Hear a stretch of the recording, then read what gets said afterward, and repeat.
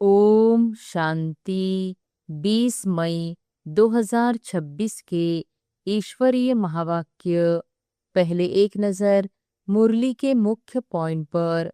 बाबा ने कहा, आत्मा मेल है, शरीर फीमेल है। सभी आत्माएं आपस में भाई भाई है। जन्म जन्मांतर लौकिक बाप को याद किया, अब पारलौकिक बाप शिव बाबा को याद करना है।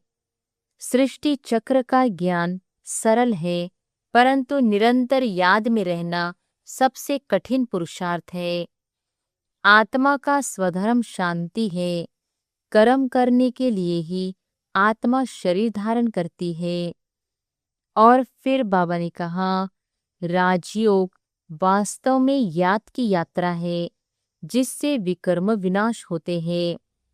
माया जिन के समान याद में विघ्न डालती है, इसलिए निरंतर सावधान रहना है।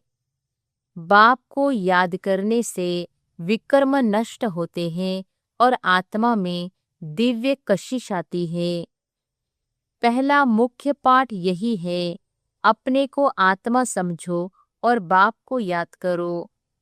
और फिर लास्ट में बाबा ने कहा, मनुष्य मनुष्य को राजयोग नहीं सिखा सकता, केवल परमपिता शिव बाबा ही सिखाते हैं। बाप भारत में आकर भ्रष्टाचारी मनुष्यों को श्रेष्ठाचारी देवता बनाते हैं। भारत ही स्वर्ग था और शिव बाबा ही फिर से स्वर्ग की स्थापना करते हैं। साधनों के बजाय साधना को आधार बनाओ, तभी सिद्धि स्वरूप बन सकेंगे। और अब सुनते हैं महावाक्यों को विस्तार से।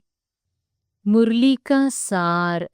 मीठे बच्चे, अपने आप से पूछो कि मैं कितना समय बाप की याद में रहता हूँ। देही अभिमानी स्थिति कितना समय रहती है। प्रश्न है, तकदीरवान बच्चे ही बाप का कौन सा डायरेक्शन पालन करते हैं। उत्तर है, बाप का डायरेक्शन है, मीठे बच्चे आत्म अभिमानी भव। तुम सब आत्माएं मेल हो, फीमेल नहीं। तुम आत्मा में ही सारा पाठ भरा हुआ है। अब यही मेहनत व अभ्यास करो कि हम कैसे देही अभिमानी रहे। यही ऊंची मंजिल है। गीत है, तकदीर जगाकर आई हूँ, नई दुनिया बसाकर आई हूँ। ओम शांति। मीठे मीठे रूहानी बच्चों ने गीत सुना। रूहानी बच्चे अर्थात जीव की आत्माओं ने कहा कि हम नई दुनिया की तकदीर यानी स्वर्ग की तकदीर बनाकर रूहानी बाप के पास बैठे हैं। अब बच्चों को रूहानी अभिमानी अर्थात आत्म अभिमानी बनना है। बड़े से बड़ी मेहनत यहाँ है। अपने को आत्मा समझो और ऐसे समझो, मुझ आत्मा ने 84 जन्म लिए हैं। कभी बैरिस्टर, कभी क्या बना हूँ। आत्मा मेल है, सब ब्रदर्स है, न कि सिस्टर्स। आत्मा कहती है, यह मेरा शरीर है, तो उस हिसाब से आत्मा मेल, यह शरीर फीमेल हो गया। हर बात को अच्छी रीति समझना है। बाप बड़ी विशाल महीन बुद्धि बनाते हैं। अब तुम जानते हो, मुझ आत्मा ने 84 जन्म लिए हैं। संस्कार अच्छे व बुरे आत्मा में रहते हैं। उन संस्कारों अनुसार शरीर भी ऐसा मिलता है। सारा मदार आत्मा पर है। यह बहुत बड़ी मेहनत है। जन्म जन्मांतर लौकिक बाप को याद किया, अब पारलौकिक बाप को याद करना है। अपने को घड़ी घड़ी आत्मा समझना है। हम आत्मा यह शरीर लेते हैं। अभी हम आत्माओं को बाप पढ़ाते हैं। यह है रूहानी ज्ञान जो रूहानी बाप देते हैं। पहली पहली मुख्य बात, बच्चों को देही अभिमानी हो रहना है। देही अभिमानी हो रहना यह बड़ी ऊंची मंजिल है। ज्ञान ऊंच नहीं है, ज्ञान में मेहनत नहीं है। सृष्टि चक्र को जानना यह है हिस्ट्री ज्योग्राफी। ऊंचती ऊंच बाप है, फिर है सूक्ष्म वतन में देवताएं। वर्ल्ड की हिस्ट्री ज्योग्राफी तो मनुष्य सृष्टि में होती है। मूल वतन सूक्ष्म वतन में कोई हिस्ट्री ज्योग्राफी नहीं है, वह है ही शांति धाम। सतयुग है सुखधाम, कलयुग है दुखधाम। यहाँ रावण राज्य में किसको शांति मिल नहीं सकती। अब तुम बच्चों को ज्ञान मिला है, हम आत्मा है ही शांति धाम में रहने वाली। यह ऑर्गन्स कर्म करने के लिए है। चाहे कर्म करे चाहे न करे, हम तो आत्मा है। हमारा स्वधर्म शांत है। कर्मयोगी है ना, कर्म भी जरूर करना है। कर्म सन्यासी कभी हो नहीं सकते। यह भी इन सन्यासियों का पार्ट है। घर बार छोड़ जाते हैं, खाना नहीं पकाते, गृहस्थियों से भिक्षा मांगते, फिर भी उन गृहस्थियों के पास खाते हैं ना। घर बार छोड़कर कर्म तो फिर भी करते हैं। कर्म संन्यास तो हो नहीं सकता। कर्म संन्यास तब है जब आत्मा शांति धाम में रहती है। वहाँ कर्मेंद्रियां ही नहीं है तो कर्म कैसे करेंगे। इसको कर्म क्षेत्र कहते हैं। कर्म क्षेत्र पर सबको आना पड़ता है। वह है शांति धाम अथवा मूल वतन। ऐसे नहीं कि ब्रह्म में आत्मा को लीन होना है। आत्माएं शांति धाम में रहने वाली हैं, फिर यहाँ कर्म क्षेत्र पर पाड़ बजाने आती है। यह है डिटेल की बातें। नटशेल में तो कहते हैं अपने को आत्मा निश्चय करो और बाप को याद करो तो विकर्म विनाश हो जाए। इसको ही भारत का प्राचीन योग कहा जाता है। वास्तव में इनको योग भी नहीं, याद कहना चाहिए। इसमें मेहनत है। योगी बहुत कम बनते हैं। योग की शिक्षा पहले चाहिए, बाद में ज्ञान। पहले पहले है बाप की याद। बाप कहते हैं देही अभिमानी बनो। यह है रूहानी याद की यात्रा, ज्ञान की यात्रा नहीं। इसमें बहुत मेहनत करनी पड़े। कोई तो भला बेके कहलाते हैं, परंतु बाप को याद नहीं करते। बाप आकर ब्रह्मा द्वारा तुम बच्चों को देही अभिमानी बनाते हैं। यह देह अभिमानी थे, अभी देही अभिमानी बनने का पुरुषार्थ चल रहा है। ब्रह्मा कोई भगवान नहीं है। यहाँ तो सब मनुष्य मात्र पतित है। पावन श्रेष्ठाचारी एक भी नहीं। आत्मा के लिए ही कहा जाता है पुण्य आत्मा, पाप आत्मा। मनुष्य भी कहते हैं मेरी आत्मा को तंग नहीं करो, परंतु समझते नहीं हैं कि मैं कौन हूँ। पूछा जाता है हे जीव की आत्मा, तुम क्या धंधा करते हो। कहेंगे मैं आत्मा इस शरीर द्वारा फलाना धंधा करता हूँ। तो पहले पहले यह निश्चय कर बाप को याद करो। यह रूहानी नॉलेज सिवाय बाप के कोई दे न सके। बाप आकर देही अभिमानी बनाते हैं। ऐसे नहीं कि ज्ञान में कोई तीखे जाते हैं तो वह पक्के देही अभिमानी बने हैं। देही अभिमानी जो है वह ज्ञान को अच्छी रीति धारण करते हैं। बाकी तो बहुत हैं जो ज्ञान को अच्छी रीति समझते हैं, परंतु शिव बाबा की याद भूल जाते हैं। घड़ी घड़ी अपने को आत्मा समझ बाप को याद करना है। इसमें जिन मुहाफिक बनना है। जिन की कहानी है, बाप भी यह काम देते हैं मुझे याद करो। नहीं तो माया तुझे खा जाएगी। माया है जिन, जितना बाप को याद करेंगे तो विकर्म विनाश होंगे और तुमको बहुत कशिश होगी। माया उल्टा बनाकर तुमको बहुत तूफान लाएगी। बुद्धि में यही याद रहे कि हम आत्मा बाप के बच्चे हैं, बस इस खुशी में रहना है। देह अभिमान में आने से माया चमाट लगाती है। हातमताई का खेल भी दिखाते हैं। मोहलरा डालने से गुम हो जाते हैं। तुमको भी माया तंग नहीं करेगी अगर बाप की याद में रहेंगे तो। इस पर ही युद्ध चलती है।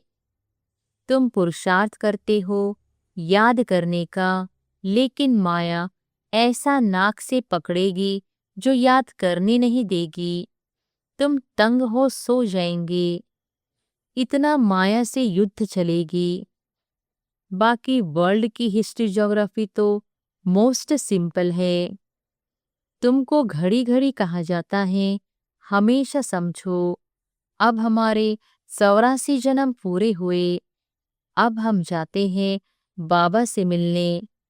यह याद रहना ही मुश्किल है, बाकी किसको समझाना कोई मुश्किल नहीं है। ऐसे नहीं हम तो बहुत अच्छा समझाते हैं, नहीं, पहली पहली बात ही है याद की। प्रदर्शनी में ढेर आते हैं। पहले पहले यह सबक पाठ सिखाना है कि अपने को आत्मा निश्चय कर बाप को याद करो तो तमो प्रधान से सतो प्रधान बनेंगे। पहले लेसन ही यह देना है। भारत का प्राचीन योग कोई सिखा नहीं सकते। बाप जब आकर सिखाएं तब सीख सकते। मनुष्य मनुष्य को राजयोग सिखा नहीं सकते, इम्पॉसिबल है। सतयुग में तो है ही पावन, वहां तो प्रारब्ध भोगते हैं, वहां ज्ञान अज्ञान की बात ही नहीं। भक्ति मार्ग में ही बाप को पुकारते हैं कि आकर दुख हरो सुख दो। सतयुग त्रेता में कोई गुरु गोसाई होते नहीं, वहां तो सदगति पाई हुई है। सदगति का वर्षा 21 जन्म लिए तुम पा सकते हो। 21 पीढ़ी कहते हैं। ब्रह्मा कुमारी वह जो 21 पीढ़ी का उद्धार करे। यह भारत में ही गाया जाता है। भारत में ही तुमको 21 पीढ़ी का वर्षा मिलता है। वहां तुम एक ही देवी देवता धर्म वाले होते हो, दूसरा कोई धर्म नहीं। बाप आकर तुमको मनुष्य से देवता बनाते हैं। पवित्र होने बिगर हम वापस जा कैसे सकते। यहाँ तो सब विकारी पतित हैं। जो धर्म स्थापक है वह फिर पालना करते हैं। उनकी धर्म की वृद्धि होती जाती है। वापिस कोई भी जा नहीं सकता। एक भी एक्टर वापिस जा नहीं सकता। सबको सतो प्रधान सतो रजो तमो में आना ही है। ब्रह्मा के लिए भी कहते हैं ब्रह्मा का दिन ब्रह्मा की रात, तो क्या सृष्टि में अकेला ही ब्रह्मा होगा क्या? अभी तुम ब्राह्मण कुल के बन रहे हो। तुम रात में थे, अब दिन में जा रहे हो। तुमको समझाया है कि कितना समय पूज्यपने में रहते हो, कितने जन्म पुजारी बनते हो। जब तक बाप न आए तब तक कोई भ्रष्टाचारी से श्रेष्ठाचारी बन न सके। भ्रष्टाचारी उनको कहा जाता है जो विकार से पैदा होते हैं, इसलिए इसको हेल कहा जाता है। हेल और हेविन दोनों में अगर दुख हो तो फिर तो उनको हेविन ही न कहा जाए। जब तक पूरा समझा नहीं है तो उल्टे सुल्टे प्रश्न करेंगे। तुमको समझाना है भारत बहुत ऊंच था। जैसे ईश्वर की महिमा अपरम अपार है, वैसे भारत की भी महिमा अपरम अपार है। भारत क्या था, ऐसा किसने बनाया? बाप ने, जिसकी महिमा गाते हैं। बाप ही आकर बच्चों को विश्व का मालिक बनाते हैं। मनुष्य मात्र को दुर्गति से सद्गति में ले जाते हैं, शांति धाम में ले जाते हैं, जिसके लिए ही मनुष्य पुरुषार्थ करते हैं। उसको अटल सुख, अटल शांति, अटल पवित्रता कहा जाता है। वहां तुम सुख में भी हो, शांति में भी हो, और बाकी आत्माएं शांति में रहती है। मैक्सिमम जन्म तुम लेते हो, बाकी मिनिमम वाले अटल शांति में रहते हैं। वह जैसे मच्छरों सदृश आए, एक आधा जन्म पाड़ बजाया। यह क्या, उनकी कोई वैल्यू नहीं। मच्छरों की क्या वैल्यू है? रात को जन्मते हैं, रात को ही मर जाते हैं। इस समय बहुत करके शांति ही चाहते हैं, क्योंकि इस समय के गुरु लोग हैं शांति में जाने वाले। तुम यहाँ आए हो स्वर्गवासी बनने के लिए। स्वर्गवासी को शांतिवासी नहीं कहेंगे। शांतिवासी निराकारी दुनिया को कहा जाता है। मुक्ति अक्षर गुरुओं से सीखते हैं। माताएं व्रत नेम रखती हैं बैकुंठपुरी में जाने के लिए। कोई मरता है तो भी कहते हैं स्वर्गवासी हुआ। कोई होता नहीं है, लेकिन भारतवासी हेवन को ही मानते हैं। समझते हैं भारत पैराडाइज था। शिव बाबा भारत में ही आकर स्वर्ग की रचना रचते हैं तो जरूर यहाँ ही रचेंगे, स्वर्ग में तो नहीं आएंगे। कहते हैं मैं आता हूँ स्वर्ग और नरक के संगम पर। कलप कलप के संगम पर आते हैं। उन्होंने फिर युगे युगे लिख दिया है। कलप का अक्षर भूल गए हैं। यह भी खेल बना हुआ है, फिर वही रिपीट होगा। इस अंतिम जन्म में तुम बाप को और सृष्टि चक्र को जानते हो, कैसे स्थापना होती है नंबरवार। सो अब तुम जानते हो। यह सारा खेल तुम भारतवासियों पर ही बना हुआ है। अभी तुम बाप द्वारा राजयोग सीखते हो। बाप की याद से ही राज्य पाते हो। चित्र भी खड़े हैं ना। यह सब चित्र किसने बनाए? इनको कोई गुरु गोसाई तो है नहीं। अगर कोई गुरु होता तो भी गुरु को एक शिष्य थोड़ी होता, अनेक होते ना। यह नॉलेज सिवाय एक बाप के और कोई जान न सके। बहुत लोग पूछते हैं यह चित्र तुम्हारे दादा ने बनवाए हैं। यह तो बाप ने दिव्य दृष्टि से साक्षात्कार कराया है। बैकुंठ का भी साक्षात्कार कराया है। वहाँ कैसे स्कूल चलती है, क्या भाषा होती है, सब साक्षात्कार किए हैं। बच्चे भट्टी में थे तो बाबा बच्चों को बहलाते थे।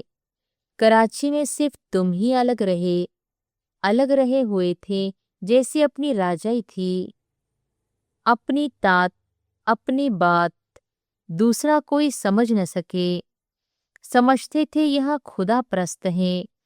बाबा ने समझाया है तुम हो नंस, नन बट वन। एक बाप के सिवाय और कोई को याद नहीं करना। वह नंस क्राइस्ट को ही जानती है, उनके सिवाय कोई को नहीं। तुम जानते हो वर्षा एक शिव बाबा से मिलता है। शिव बाबा तो है बिंदी, वह भी कोई द्वारा ही समझाएंगे ना। प्रजापिता ब्रह्मा तो जरूर यहाँ होगा। बाप कहते हैं इनके बहुत जन्मों के अंत के जन्म में पति शरीर में प्रवेश करता हूँ। अच्छा, मीठे मीठे सिकिलधे बच्चों प्रति मात पिता बाप दादा का याद प्यार और गुड मॉर्निंग। रूहानी बाप की रूहानी बच्चों को नमस्ते। धारणा के लिए मुख्य सार। पहली पॉइंट, ज्ञान को अच्छी रीति धारण कर देही अभिमानी बनना है। यही मेहनत है, यही ऊंची मंजिल है। इस मेहनत से आत्मा को सतोप्रधान बनाना है। दूसरी पॉइंट, जिन बनकर याद की यात्रा करनी है। माया कितने भी विघ्न डाले, लेकिन मुख में मुलहरा डाल देना है। माया से तंग नहीं होना है। एक भी याद में रहकर, एक की याद में रहकर तूफान हटा देने हैं। वरदान है, साधनों को यूज करते हुए साधना को अपना आधार बनाने वाले सिद्धि स्वरूप भव। साधनों को यूज करते हुए साधना को अपना आधार बनाने वाले सिद्धि स्वरूप भव। कोई भी पुरानी दुनिया के आकर्षणमय दृश्य, अल्पकाल के सुख के साधन यूज करते व देखते हो तो उन साधनों के वशीभूत हो जाते हो। साधनों के आधार पर साधना ऐसे है जैसे रेत के फाउंडेशन पर बिल्डिंग। इसलिए किसी भी विनाशी साधन के आधार पर अविनाशी साधना न हो। साधन निमित्त मात्र है और साधना निर्माण का आधार है। इसलिए साधना को महत्व दो तो साधना सिद्धि को प्राप्त कराएगी। स्लोगन है, किसी भी कमजोरी का अंश है तो वंश पैदा हो जाएगा और परवश बना देगा। किसी भी कमजोरी का अंश है तो वंश पैदा हो जाएगा और परवश बना देगा। ये अव्यक्त इशारे सदा अचल, अडोल, एकरस स्थिति का अनुभव करो। बुद्धि को एक ठिकाने पर टिकाने की जो युक्ति मिली है वह स्मृति में रखो। हिलने न दो। देह और देह की दुनिया से न्यारे बन मन बुद्धि के विमान से सेकंड में आकारी और निराकारी स्थितियों को अनुभव करो। बुद्धि को हिलने न दो, नहीं तो युद्ध में समय बहुत व्यर्थ जाता है। जैसे तपस्वी सदैव आसन पर बैठते हैं, वैसे अपनी एकरस स्थिति के आसन पर विराजमान रहो, तब भविष्य सिंहासन मिलेगा। अच्छा, ओम शांति।